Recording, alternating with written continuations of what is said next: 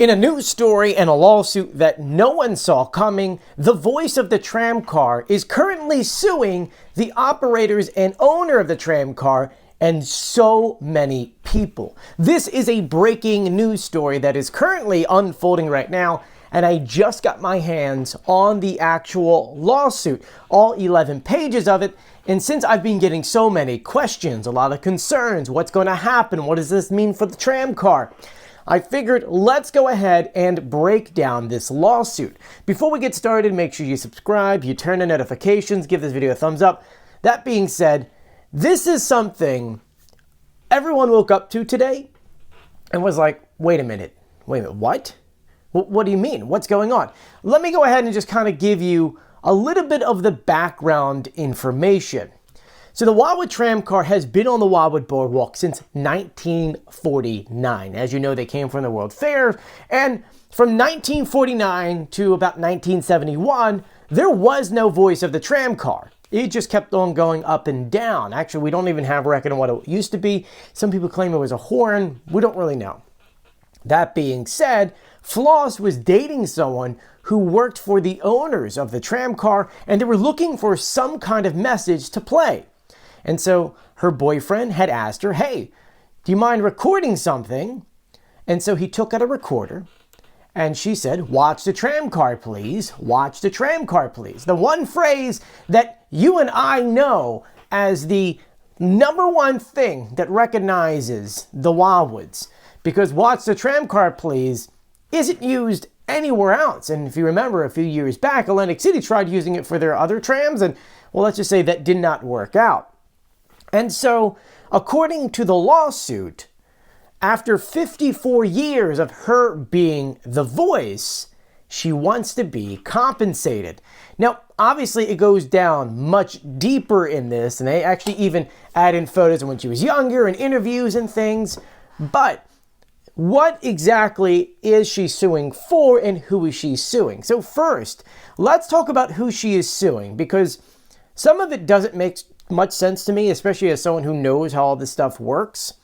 She is suing, according to this, the City of Wildwood, the Wildwood Business Improvement District, the Wildwood Boardwalk Special Improvement District, the Wildwood Historical Society, aka the Boyer Museum, Morey's Piers, and St. George's Stores. So why is she suing all of them? Well, the Wildwoods, at least the City of Wildwood, doesn't really make too much sense since they don't own it. And it's not like they're using it any other way. I mean, maybe in commercials. The Wildwood Business Improvement District is not even on the boardwalk. That is something that is off the boardwalk, so I'm not quite sure about that one, but maybe they're using it in their marketing. The Wildwood Boardwalk Special Improvement District is the operators of the tram car, so that one does make sense in that lawsuit.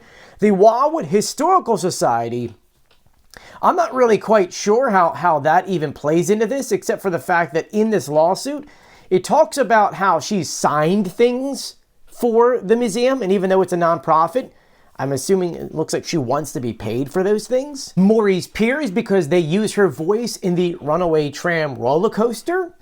And St. George's, which owns the tramcar store, she's going after them for using her voice in those new tramcar plushies. If you saw, we did a whole tour on their new store. It's an amazing store on the boardwalk. The lawsuit continues by saying that Floss was never compensated for the recording she has ever done, except for the occasional free tramcar ride, which, as they said, there is really no comparison in the commercial value. And then defendants, referring to everyone who I listed earlier, have used and monetized her voice without her consent. And they've been doing it for a commercial benefit from the usage of that, once again, without any kind of compensation. So what are the counts that she is suing under? It's 3 different counts in this lawsuit.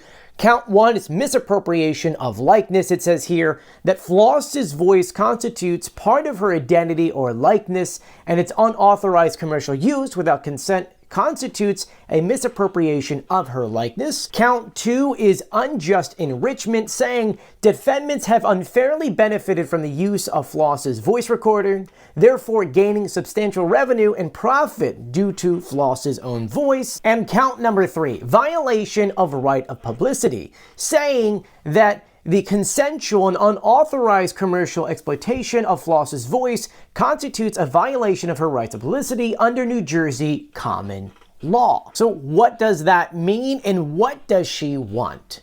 First is, she's upset that they've been using her voice for 54 years with no compensation whatsoever. People have been profiting off of her voice. She doesn't like that, and so she wants to be compensated. So what are her demands? In the lawsuit, it names 6 different things. Compensatory damages in the amount to be determined in trial for the unauthorized use of Floss's voice recording. An accounting, meaning that all profits and revenues received by the defendants attribute to the use of her voice recording. Restitution and disgorgement of all the wrong gains obtained by the defendants through the unauthorized use of her voice, which, according to the lawsuit, could go all the way back to 1974. So I guess getting repaid since 1974 for 54 years usage of her voice. Injunctive relief, which would mean that no one could be able to use or at least profit from her voice without obtaining proper authorization from her or her lawyer. Reasonable attorney fees, costs, and expenses, meaning that she would have them pay for all of her attorney fees for the suing of them. And then lastly, it says any other relief that the court deems just and proper. So that is the case. That is who she's suing, and that is what she wants. What does this mean moving forward? Well, it could mean a lot. First is the fact that there's definitely some people named in this lawsuit that I don't think like a normal court even look at and be like, why? Like, going after the museum doesn't make much sense to me. It's a nonprofit. Going after the city of Wildwood, you know, everyone has benefited, so just naming one city doesn't make sense, but the city doesn't own the tram cars, just like how no one technically even owns the voice. And the current owners of the tram car were not the original owners that were there when she recorded those voices. Remember, at that time, she didn't work for the people who owned it. She worked for South Jersey Gas, I believe. So there's a lot that would need to be broken down. But from this, it seems like the Wildwood tram car that you know today will not have the same voice, because they obviously don't want it being used without her getting compensated. You and I both know how expensive the tram cars are because it costs a lot of money to maintain these things. In the lawsuit, it actually states that the tram car makes $2.5 million a year. And I can tell you from all the stories I've ever done on the tram car, that isn't even remotely close. If you remember, I think it was 2004, we almost lost a tram car because they were so expensive to run that they were going to be sold off. And then we would never have the tram car. And right now, if you see the tram cars, you would know that some of them, they're on borrowed time. It's not like the tram car is making millions of dollars a year, charging $5, especially when minimum wage is $15 an hour and you need at least 2 people to operate it. They're not doing a money train over here. So more than likely, after this is settled, there's going to be a different voice on the tram car. Next would be her voice being used in anything would probably be just removed and completely wiped. We're talking about Morey's Piers tram car, the runaway tram. They'll probably just remove her voice. The tram car toys, more than likely, they'll just get rid of those tram cars. And the toys, by the way, they had mentioned these tram car toys, and they also mentioned the plush animals that St. George sells, which, by the way, that store is amazing, and George is a saint, so it's actually really upsetting that they're suing him. Next is a business district saying that they have used her voice in commercials. They'll probably just stop using her voice in any ads, which I don't really know how many ads they actually use for that.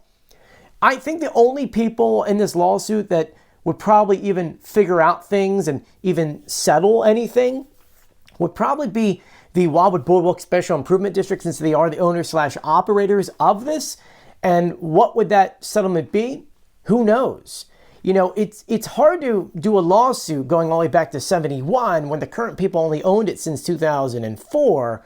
And on top of that, I'm sure that all of the interviews that she's done online saying that she, you know, enjoys doing this and that she's happy she's the voice, I'm sure that's probably going to bite her in the butt in these lawsuits, but I'm sure this is going to be settled way before this ever goes to court. Will she actually get money? Who knows? Obviously, this lawsuit just came out. Technically speaking, it was filed yesterday, but it was only today that it was officially announced. So we really won't know what kind of compensation she'll get. But what I can guarantee is this. The tram car saying watch the tram car is going to be gone, because there's no way they're going to be able to pay whatever fee she's going to want for that. And anything that says watch the tram car, I don't know if she holds a copyright to the actual phrase or if they're just talking about the audio voice. Those are two separate things, because your likeness is your voice versus a text which could have been copyrighted from the original owners. We don't know. So I don't know if that means t-shirts and websites and things that say watch the tram car would have to be removed, which I feel like they would have maybe labeled them if that was a thing. But there's definitely a lot of information still kind of missing. That, once again, the lawsuit was only 11 pages. And really, it doesn't break down a lot except for who they're blaming and what they want.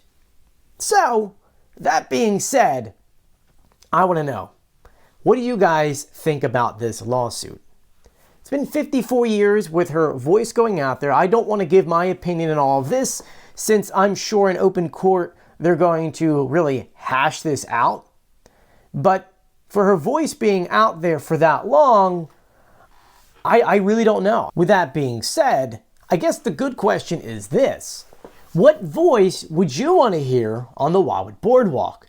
Would you want to hear someone like Gig? Would you like to hear a generic voice? Would you like just a horn? Let me know what you guys think about the lawsuit. What do you think should happen moving forward in the comment section below? And if you haven't done so yet, please subscribe, turn on notifications, and give this video a thumbs up. I'm Joey, and yeah, I'm going to keep you guys updated with this lawsuit. It is definitely going to be interesting. There was supposed to be some kind of press conference up on the boardwalk. I just wasn't able to get up there, which is why you see me recording in the studio. But once again, I really want to know what you guys think in the comment section below. I don't know. I'm in shock that this even came out. Once again, I don't want to give my opinion on this, but it's definitely very interesting. And I do want to say this in the nicest way possible. I've met Floss, and she's a nice lady. So I'm really confused on where this lawsuit came from. And it is strange to me. Like, I almost think it was like a badge of honor to be the voice of the tram car. And to see this is just like, oh, but Floss, I don't understand. I'm so confused. Like, I'm confused. You know what I mean? I don't know. That's like, I don't even know how to compare that to anything. To me, my brain is just wrapped around the fact that, like, you've been the voice for that long. And I guess maybe I understand the whole thing with the merchandise. Maybe that's taking it a step really far. But wanting to sue the people that made you famous or made you known is something that just kind of bothers me. I don't know. Once again, I understand going after someone for maybe taking your voice and making money on it. Using the audio for something. But to sue the people that made you that voice, I don't know, it just doesn't sit well with me.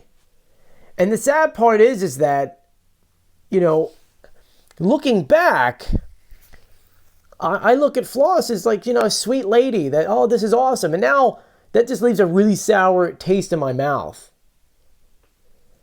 And now the history books are going to be rewritten with, instead of her being, oh, look how cool she was the voice of this and that, to, oh yeah, she sued.